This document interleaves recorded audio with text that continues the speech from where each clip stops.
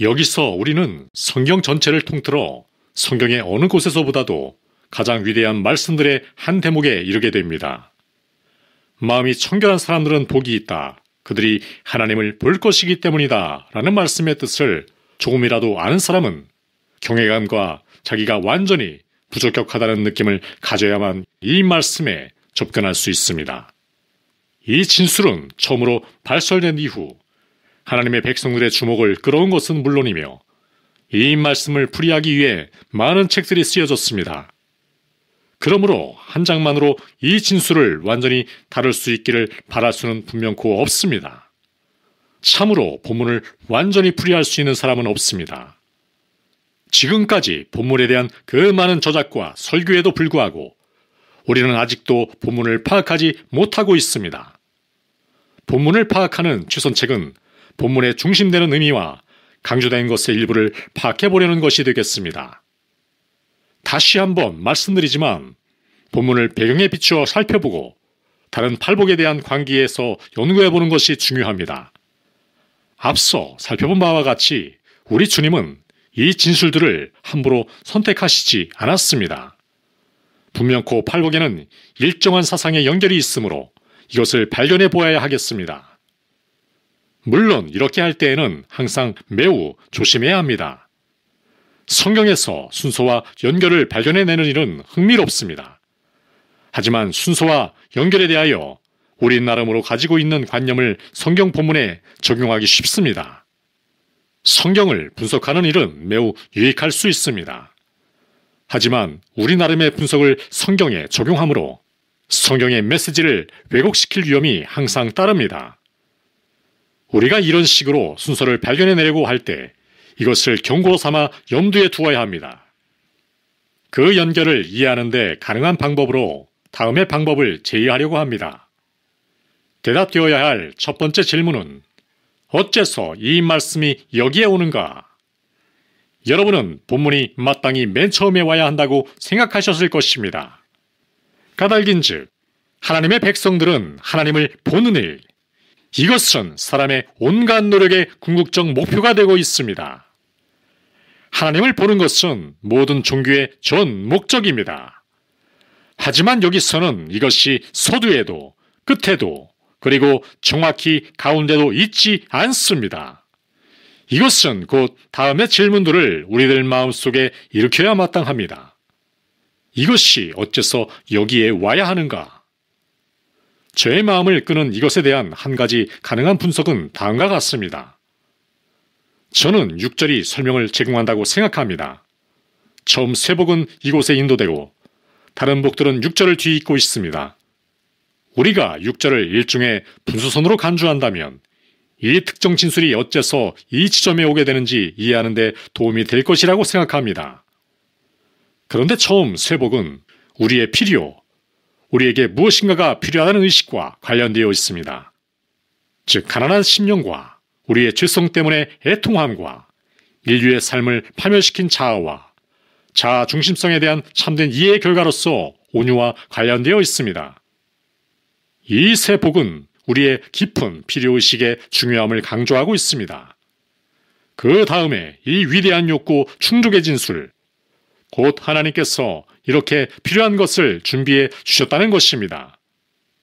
의에 줄이고 목마른 사람들은 복이 있다. 그들이 배부를 것이기 때문이다. 이 필요를 인식하게 될 때 우리는 줄이고 목마르게 되며 하나님은 우리가 배부르게 채워질 것이라는 놀라운 대답을 가지고 오십니다. 이때부터 계속해서 우리는 만족의 결과, 곧 가득히 채워진 결과를 보게 됩니다. 그러면 우리는 긍휼하며 마음이 청결하며 화평케 하는 자가 됩니다. 그 후에는 이 모든 것의 결과로 의를 위하여 핍박을 받게 됩니다. 이것이 본문의 접근 방식입니다.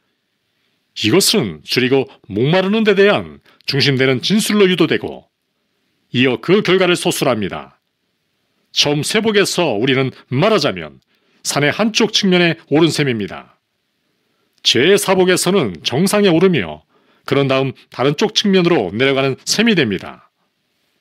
하지만 이보다 더 밀접한 연관성이 하나 있습니다. 6절에 중심이 되는 진술에 뒤이어 오는 세복은 이 6절의 진술을 인도하는 처음 세복과 부합하는 것 같습니다. 국률한 사람은 가난한 자들의 심령을 인식하는 사람들입니다. 그들 자체로서는 아무것도 가지고 있지 못한 것을 인식합니다. 우리가 살펴본 바와 같이 이것은 국률하게 되는데 가장 중요한 필수 단계가 됩니다. 한 사람이 다른 사람들에 대하여 올바른 견해를 갖게 되는 것은 자기에 대하여 이런 견해를 가질 때에만 그런 것입니다. 그러므로 자기가 심령이 가난하고 철저하게 하나님께 의존함을 인식하는 사람은 다른 사람에게 긍휼한 사람임을 알게 됩니다. 지금 살펴보고 있는 이 제2진술, 심령이 청결한 사람은 첫째 그룹의 제2진술, 애통하는 사람은 복이 있다와도 역시 부합된다는 결론이 됩니다. 그들은 무엇에 관해 애통합니까? 그들의 심령 상태에 애통하며 그들의 죄성 때문에 애통함을 보았습니다. 그들이 애통하는 것은 그들이 악행을 했을 뿐 아니라 악을 행하기를 원했기 때문입니다.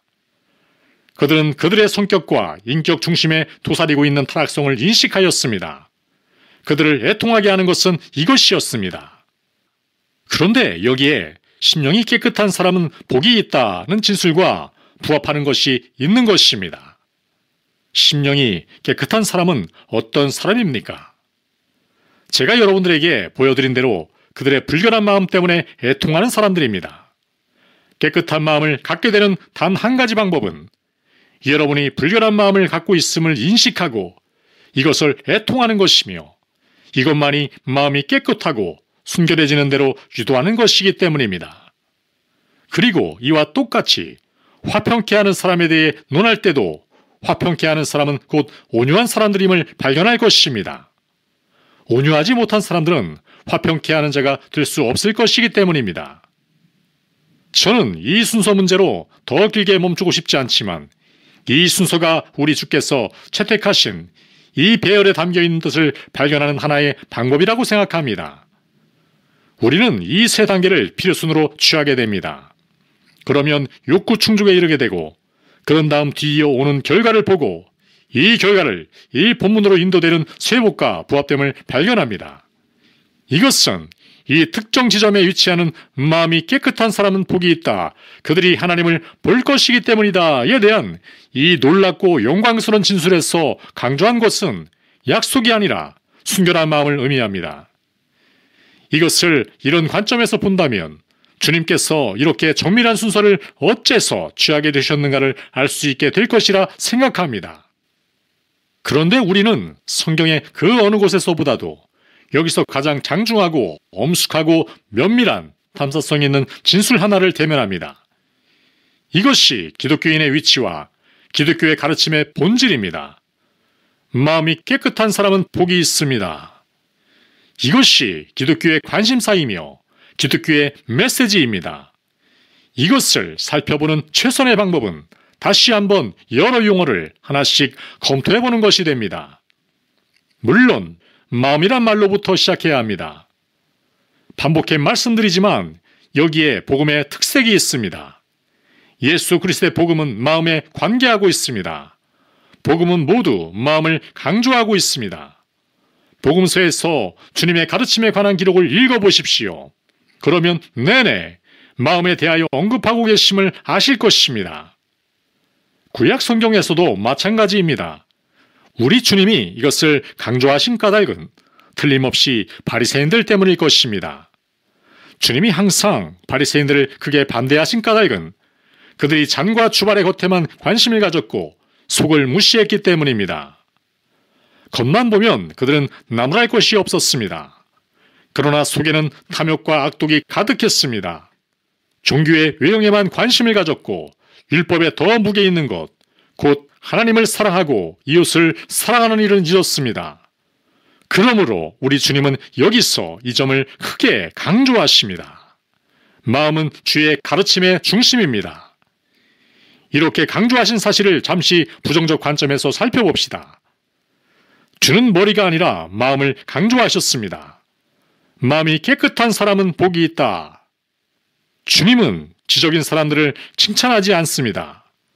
주님의 관심은 마음에 있습니다. 환원하면 기독교인들의 신앙은 궁극적으로 교리 이해와 지성의 문제일 뿐 아니라 마음의 상태임을 다시 상기해야 합니다. 동시에 교리가 절대 중요하며 지적 이해가 절대 중요하며 이해가 사활로 중요하다는 점을 여기에 즉시 덧붙여야 합니다. 그뿐만이 아닙니다. 어떤 신조나 신앙에 대하여 지적인 동의에서만 끝나지 않도록 주의해야 합니다. 우리가 이렇게 해야 할 것은 당연하지만 무서운 것은 우리가 여기서 멈추는 데 있습니다. 사람들이 이 문제들에 대하여 단순히 지적 관심만을 가지게 되었을 때 교회의 저주거리가 되는 경우가 많았습니다. 이것은 교리와 신학에만 적용되지 않습니다. 여러분은 하나님 말씀에 대하여 순전히 기계적 관심을 가질 수 있습니다.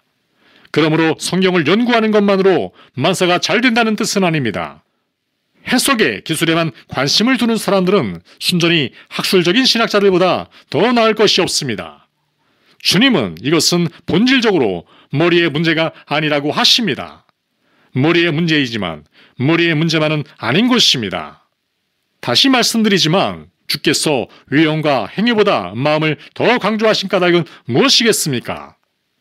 바리새인들은 항상 삶과 의의 문제를 단지 행위와 윤리와 품행의 문제로 평가절하시킬 태세가 되어 있었음을 기억하실 것입니다. 이 복음은 얼마나 우리 정체를 들춰내는 것이겠습니까? 지적인 면의 강조를 혐오하는 사람들은 제가 이 점을 먼저 강조할 때 아멘 할 것입니다. 그렇습니다. 이것은 매우 옳습니다. 라고 말할 사람이 있을 것입니다. 중요한 것은 지적인 것이 아니라 삶이다 라고 말입니다. 여러분들도 이렇게 말할지 모릅니다. 하지만 조심합시다. 기독교는 주로 행위와 외적 품행의 문제가 아니기 때문입니다. 기독교는 마음의 상태가 어떤가 하는 질문으로 시작합니다. 마음이란 무슨 뜻입니까? 이 용어에 대한 성경의 관용법에 의하면 마음은 인격의 중심을 의미합니다. 마음은 단순히 감동과 감정의 자리만은 아닙니다. 이 복이 기독교 신앙은 원래 감정적이며 지적이거나 의지적인 것이 아니라는 진술이 아닙니다. 그렇습니다. 성경에서 마음은 세 가지를 포함합니다. 마음은 사람의 존재와 인격의 중심입니다. 마음은 다른 모든 것이 흘러나오는 셈입니다. 마음은 지성과 의지와 감정을 포함합니다. 마음은 전인입니다. 마음은 우리 주님이 강조하신 것입니다. 마음이 깨끗한 사람은 복이 있습니다. 표면뿐 아니라 마음의 중심도, 마음의 온갖 활동의 근원이 순수한 사람들은 복이 있습니다. 마음은 이처럼 깊습니다. 마음이 가장 중요합니다. 복음은 항상 이것을 강조하고 있습니다. 복음은 마음에서 시작합니다. 둘째로, 본문은 마음이 항상 모든 문제거리의 자리임을 강조하고 있습니다. 주님이 이것을 어떻게 표현하셨는지 여러분은 기억하실 것입니다.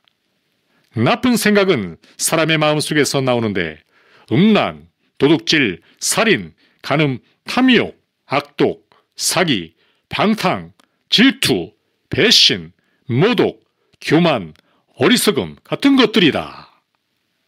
지난 수백 년간의 비극적이며 강화할 오류는 사람의 모든 문제가 환경 때문이라고 생각한 것과 사람을 변화시키려면 환경만 변화시키면 된다고 한 것입니다.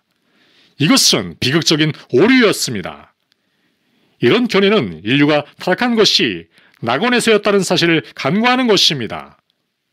인간이 맨 처음 잘못되었던 것도 완전한 환경 속에서였습니다. 그렇습니다. 이런 것들은 모두 마음에서 나옵니다. 사람의 어떤 문제, 곧 결과가 비참하게 되는 모든 문제를 예로 들어봅시다. 그리고 그 원인을 살펴봅시다. 여러분은 그것이 마음에서 개인이나 단체나 국가를 막론하고 사람의 비열하고 무가치한 욕망에서 나오는 것을 항상 발견할 것입니다. 모든 문제거리는 사람의 마음에서 나옵니다. 예레미야는 만물보다 거짓되고 심히 부패한 것은 마음이라 누가 능히 이를 알리요 라고 했습니다. 환원하면 복음은 이 모든 문제가 마음에서 나온다고 말할 뿐 아니라 사람의 마음이 타락과 죄의 결과로 악하고 부패했기 때문에 그렇다고 합니다. 다시 말하면 사람의 문제거리는 사람의 인격 중심에 있습니다. 따라서 사람의 지성을 발전시킨다고 해결되지는 않습니다. 교육만으로는 선한 사람을 만들 수 없음을 알아야 합니다. 사람이 최고 교육을 받고도 철저한 악인이 될 수 있습니다. 문제는 중심에 있습니다. 그러므로 단순히 지적 개발 계획들만으로 사람을 바로잡을 수 없습니다. 환경을 개선하려는 여러 수고만으로 개선될 수 없습니다. 이 사실을 깨닫지 못하는 것은 비극이며 지금 이 순간의 세상의 상태의 책임도 이것인 줄을 깨닫지 못하는 데 있습니다. 문제는 마음에 있으며 마음은 절망할 정도로 악하고 부패했습니다. 이것이 문제입니다. 이번에는 두 번째 용어를 살펴봅시다. 주님은 마음이 깨끗한 사람은 복이 있다고 말씀하십니다. 여러분은 팔복이 얼마나 교리로 꽉 차 있는가를 다시 보십니다. 방금 사람의 마음을 살펴보았습니다. 이 말씀에 비추어 내가 기독교인이 될 자격이 있다고 말할 수 있는 사람이 있겠습니까? 여러분은 마음이 깨끗할 때에만 하나님을 볼 수 있습니다. 본성으로 우리는 어떤 존재들인가를 방금 살펴보았습니다. 우리의 사람됨은 이것과 완전히 정반대입니다. 하나님의 손에서 벗어날 수 있는 것은 하나도 없습니다. 복음이 제의하는 것은 우리를 이 무서운 함정에서 하늘나라로 들어 올리려는 것입니다. 복음의 제의는 초자연적인 것입니다. 그러므로 마음이란 말을 정의해 봅시다. 주님은 마음이 깨끗함을 어떤 뜻으로 말씀하셨습니까? 이 말씀이 어쨌든 두 가지 뜻을 가지고 있다는 것에는 대체로 일치하고 있습니다. 한 뜻은 위선이 없다는 뜻이고 성안이라는 뜻입니다. 여러분은 우리 주님이 산상설교 뒤에 가서 나쁜 눈에 대해 말씀하심을 기억하실 것입니다. 주님은 그러므로 내 눈이 성하면 온몸이 밝을 것이요 내 눈이 나쁘면 온몸이 어두울 것이다. 그러므로 만일 내 눈에 있는 빛이 어두우면 그 어둠이 얼마나 심하겠느냐라고 하셨습니다. 그러므로 마음이 깨끗하다는 것은 성한 것과 일치됩니다. 이 말은 구김살이 없다는 뜻이기도 합니다. 아무것도 숨겨진 것이 없이 열려있다는 뜻입니다. 이것을 신실, 진실이란 말로 서술할 수 있겠습니다. 이것은 일편단심, 견눈 팔지 않고 골똘하는 전심이란 뜻입니다. 순결에 대한 가장 훌륭한 정의 하나는 시편의 일심으로 주를 경외하게 하소서입니다. 우리에게 문제되는 것은 분할된 마음입니다. 우리는 지금 모든 문제를 가지고 하나님과 마주대하고 있습니까? 나의 일부는 하나님을 알고 경배하고 찬양하려고 하나 다른 부분은 다른 것을 원합니다. 여러분은 바울이 로마서 7장에서 이것을 어떤 방법으로 표현했는지 기억하실 것입니다. 내 속사람으로는 하나님의 법을 즐거워하되 내 지체 속에서 한 다른 법이 내 마음의 법과 싸워 내 지체 속에 있는 죄의 법으로 나를 사로잡는 것을 보는도다. 깨끗한 마음은 분할되지 않은 마음입니다. 시편 기자는 자기에게 문제되는 것을 깨닫고 나서 하나님께 일심으로 주를 경외하게 하소서라고 했습니다. 마음을 하나로 만드소서, 마음을 성하게 하소서, 진지하게 하소서, 건전하게 하소서, 하나 되게 하소서, 어떤 위선에서도 벗어나 전적으로 성하게 하소서라고 말하는 것 같아 보입니다. 하지만 깨끗한의 의미는 이것뿐이 아닙니다. 이 용어는 동시에 정화된, 흠이 없는 이란 뜻도 있습니다.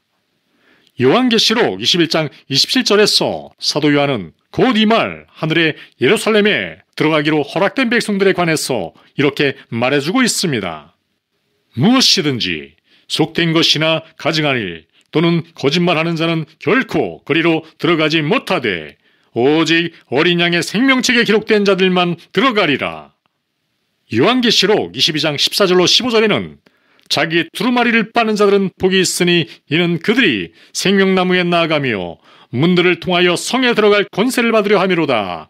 개들과 점술가들과 음행하는 자들과 살인자들과 우상 숭배하는 자들과 및 거짓말을 좋아하며 지어내는 자는 다 성 밖에 있으리라 라고 기록되었습니다. 부정하고 불결하거나 더러운 흔적을 가지고 있는 것은 무엇이든 하늘의 예루살렘에 들어가지 못할 것입니다. 하지만 마음이 깨끗한 것은 죄를 지으신 일이 없고 그의 입에서 아무런 거짓도 찾아볼 수 없으신 완전하고 흠없고 순결하고 온전한 예수 그리스도를 담는 것을 의미한다고 말하면 완전한 표현이 되겠습니다. 이것을 더 분석해보면 이 말은 우리가 하나님을 최고의 선으로 간주하며 분할되지 않은 사랑을 품으며 하나님을 사랑하는 것하고만 관계 있음을 의미한다고 말할 수 있습니다. 환원하면 마음이 깨끗한 것은 가장 크고 으뜸되는 계명을 지키는 것인데 이 계명은 내 마음을 다하고 목숨을 다하고 뜻을 다하여 주 너의 하나님을 사랑하라 라는 것입니다. 이것을 축소시켜 말씀드리면 우리는 모든 점에서 하나님의 영광을 위하여 살아야 하며 이것이 우리 삶의 최고 의욕이 되어야 합니다. 하나님을 갈망하며 그를 알고자 열망하며 그를 사랑하며 섬기고자 소원하는 것입니다. 주님은 이와 같은 사람들만이 하나님을 볼 것이라고 진술하십니다. 이것이 성경의 가장 엄숙한 진술의 하나라고 말씀드리는 이유는 이런 까닭에서입니다. 히브리서에 이와 비슷한 어구가 있습니다. 모든 사람과의 화평을 추구하고 거룩해지기를 힘쓰시오. 거룩해지지 않고서는 아무도 주를 뵙지 못할 것입니다.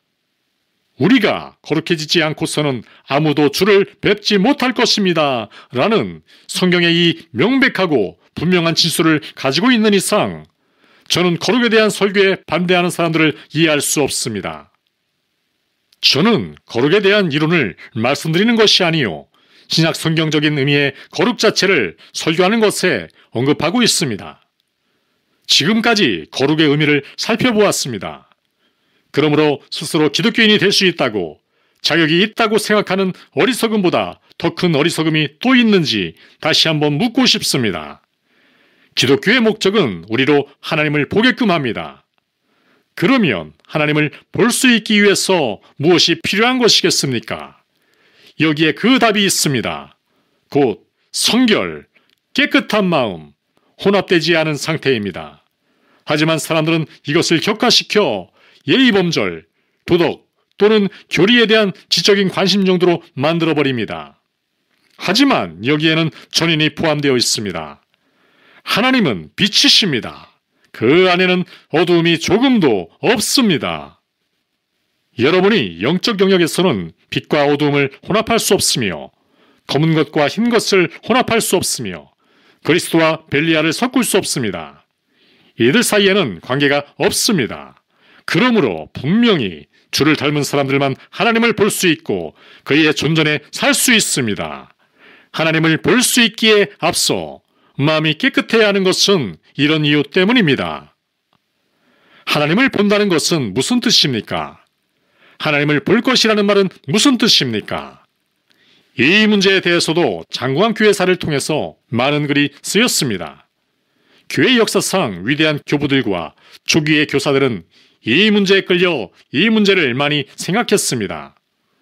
영화된 상태에서 이 육신의 눈을 가지고 하나님을 보리라는 뜻입니까? 이 점이 그들에게 큰 문제가 되었습니다. 하나님을 본다는 것은 객관적이며 가시적인 것인가? 아니면 순전히 영적인 것인가? 이 문제는 궁극적으로는 대답할 수 없는 문제로 생각됩니다. 저는 여러분에게 증거를 드릴 수 있을 뿐입니다. 성경에는 이러저러한 것을 가리키는 것 같은 진술들이 있습니다. 그러나 어쨌든 우리가 이것에 대해 많은 말을 할 수는 있습니다. 여러분은 모세에게 있었던 일을 기억하실 것입니다.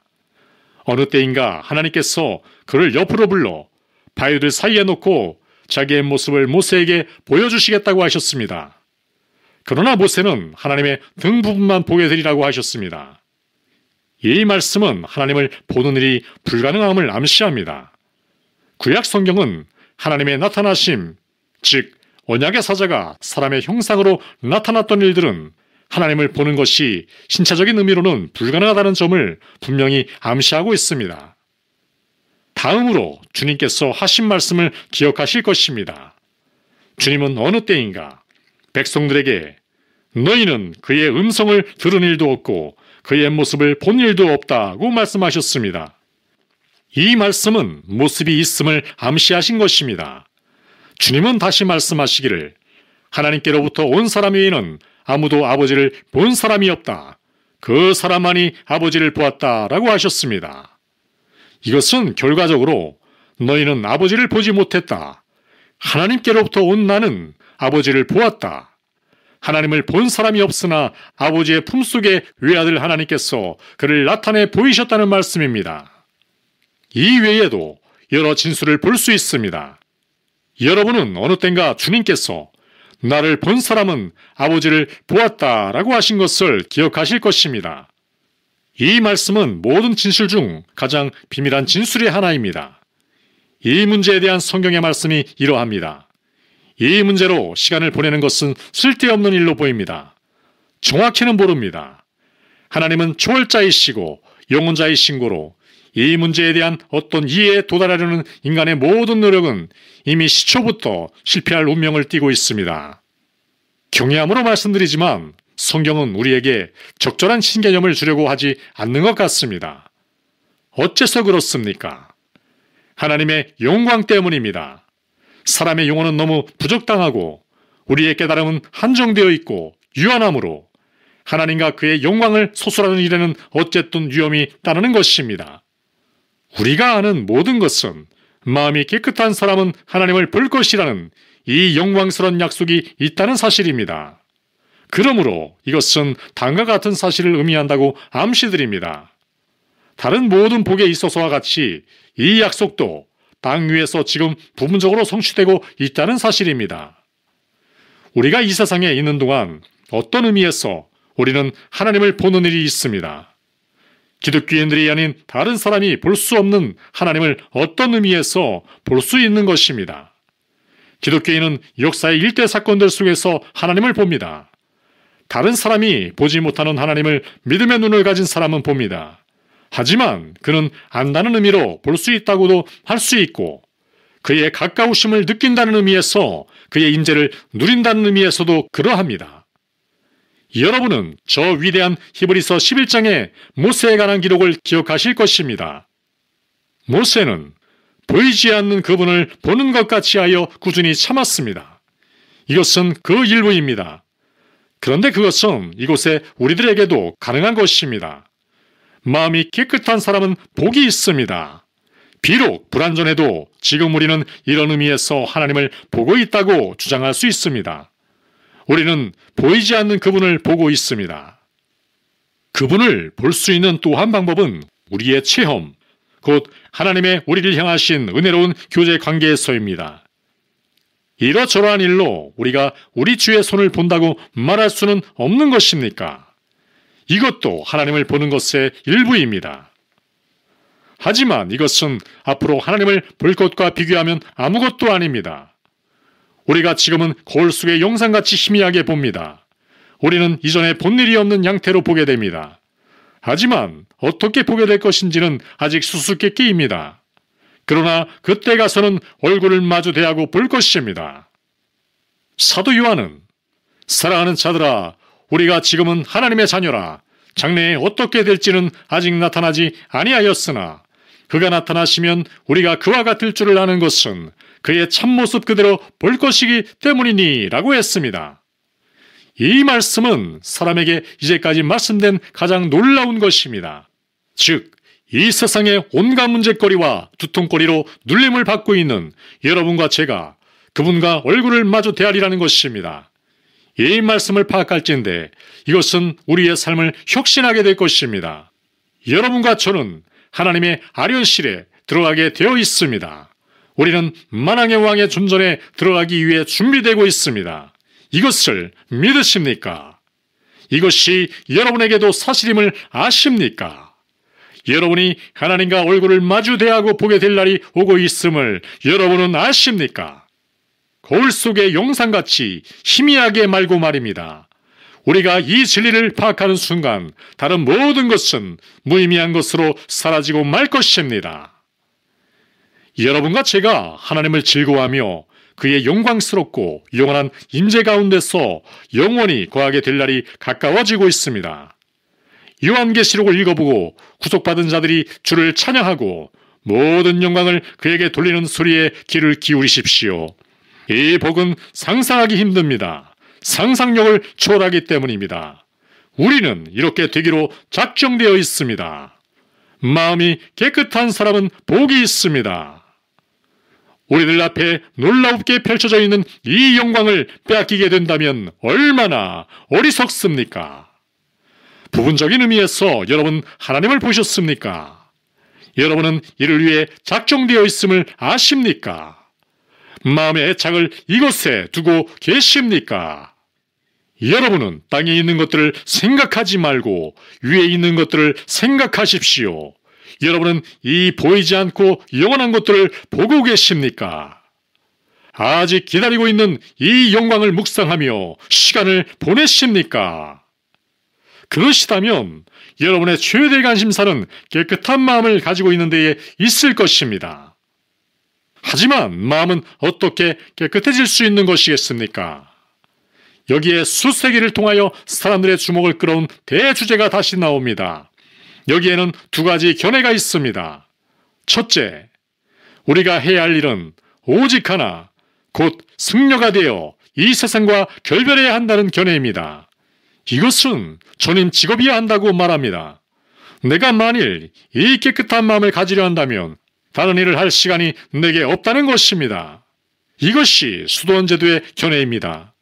이 문제를 논하는 일로 많은 시간을 보낼 수는 없고 제가 지나가는 길에 한 말씀 드리려는 것은 이것은 철저하게 비성경적이라는 것입니다. 이 견해는 성경에서 찾아볼 수 없습니다. 이것은 여러분이나 제가 할 수 없는 일이기 때문입니다. 자기 정화를 위한 이 온갖 노력은 실패할 운명을 띠고 있습니다. 성경의 방법은 다음과 같습니다. 여러분과 제가 할 수 있는 바 모든 것은 우리의 타고난 마음이 검다는 것을 알고 다윗이 하던 기도에 참여하여 하나님이여 내 속에 정한 마음을 창조하시고 내 속에 정직한 영을 새롭게 하소서라고 할 것입니다. 우리는 조세파트와 함께 기도합시다. 마음을 정결케 하고 영혼을 성화하는 일은 당신의 일이요 모든 부분에 새로운 생명을 불어넣어 전체를 새로 만드는 일은 당신의 일이옵니다. 여러분은 마음을 깨끗하게 하기 위한 노력을 시작할 수 있습니다. 하지만 생애 끝에 가서 여러분의 마음은 시작할 때처럼 검거나 아니면 시작보다 더 검은 것이 될 것입니다. 그렇습니다. 하나님만이 여러분의 마음을 깨끗하게 하실 수 있습니다. 하나님께 감사할지어다. 하나님께서 해주시기로 약속하셨습니다. 정결한 마음을 가지는 오직 한 길은 성령이 우리 마음속에 들어와 깨끗하게 하시는 일입니다. 오로지 그의 내주하심과 역사만이 마음을 정결하게 할 수 있으며 우리 속에 활동하셔서 우리로 자기의 기뻐하시는 뜻을 따라 여러분에게 의욕을 일으켜 일하게 하심으로써 하십니다. 이것이 바울의 확신이었습니다. 즉 너희 안에서 착한 일을 시작하신 이가 그리스도 예수의 날까지 이루실 줄을 우리는 확신하노라 라고 말입니다. 이것이 저의 유일한 소망이기도 합니다. 저는 그분의 손안에 있습니다. 이 일은 지금도 진행되고 있습니다. 하나님은 계속 저를 처리하고 계십니다. 저의 마음은 정결하게 되고 있습니다. 하나님께서 이 일에 손을 대셨기 때문입니다. 이 때문에 제가 흠없이 나무랄 데 없이 점과 주름 없이 오점 하나 없이 될 날이 오고 있음을 전언합니다. 저는 깨끗하지 않은 모든 것을 뒤에 남기고 거룩한 도성의 문을 통과할 수 있습니다. 하나님께서 정결하게 하고 계시기 때문입니다. 그렇다고 제가 이 문제에 대하여 수동적인 태도로 가만히 있다는 뜻은 아닙니다. 저는 이 일이 하나님의 일임을 믿습니다. 하지만 동시에 야고보가 말한 대로 하나님을 가까이 하라 그리하면 너희를 가까이 하시리라는 것을 저는 믿습니다. 하나님께서 제게 가까이 하시기를 바라는 까닭은 만일 하나님께서 가까이 하지 않는다면 제 마음은 검은 그대로 있을 것이기 때문입니다. 하나님께서 제게 어떻게 가까이 하실까요? 하나님을 가까이 하라. 그리하면 너희를 가까이 하시리라. 라고 야고보는 말합니다. 죄인들아, 손을 깨끗이 하라. 두 마음을 품은 자들아, 마음을 성결하게 하라. 죄가 절대적인 의미에서 궁극적으로 나의 마음을 정결하고 깨끗하게 할 수 없다는 사실 때문에 하나님께서 나를 깨끗하게 해주실 것을 기다리면서 시궁창 같은 생활을 해도 좋다는 뜻이 아닙니다. 저는 제가 할 수 있는 일을 다 해야 합니다. 그리고 이것으로 충분하지 못하다는 것과 그분이 이 일을 최종적으로 하셔야 함을 저는 압니다. 바울의 하신 말씀, 여러분 속에서 활동하시며 자기의 기뻐하시는 뜻을 따라 여러분에게 의욕을 일으켜 일하게 하시는 이는 하나님이십니다. 그렇습니다. 그러므로 땅에 속한 지체들을 죽여보십시오. 여러분과 여러분의 목표 사이에 방해가 되는 것이 있다면 무엇이든 처리하여 제거하십시오. 바울은 로마서에서 다시 영으로 육체적인 행위를 죽이면 살 것입니다. 라고 말씀했습니다. 제가 지금까지 말씀드리려고 한 것을 이렇게 표현할 수 있겠습니다. 여러분은 하나님을 보시게 됩니다. 이 사실은 여러분이 들어볼 수 있는 가장 크고 가장 중요하고 가장 놀라운 일이 아닙니까? 하나님을 보는 것이 여러분의 최고 목표요, 소망이 아닙니까? 그렇다면, 그리고 여러분이 복음을 믿으신다면, 여러분은 요한이 그리스도에게 이런 희망을 두는 사람은 누구나 그가 순결하신 것과 같이 자신을 순결하게 합니다. 라는 말씀에 동의해야 합니다. 시간은 짧습니다. 여러분과 저는 준비할 시간이 많지 않습니다. 큰 환영식이 가까웠습니다. 어떤 의미에서는 잔치가 준비되어 있다 하겠습니다. 여러분과 저는 왕의 아련을 기다리고 있습니다. 여러분도 이것을 기다리고 있습니까? 여러분은 그때에 여러분에게 아무 가치도 없고 오히려 부끄럽게 여기게 될 일들로 시간을 낭비하고 계신 것이 이 순간 부끄럽지 않습니까? 시간의 피조물인 여러분과 저는 하나님을 뵈려고 하며 그의 영원한 영광 속에서 영원히 누리려고 합니다. 우리의 한 가지 계획은 하나님께서 우리 안에 활동하시며 이것을 위해 준비하고 계신다는 사실입니다. 하지만 그가 순결하신 것과 같이 우리도 우리 자신을 깨끗하게 합시다.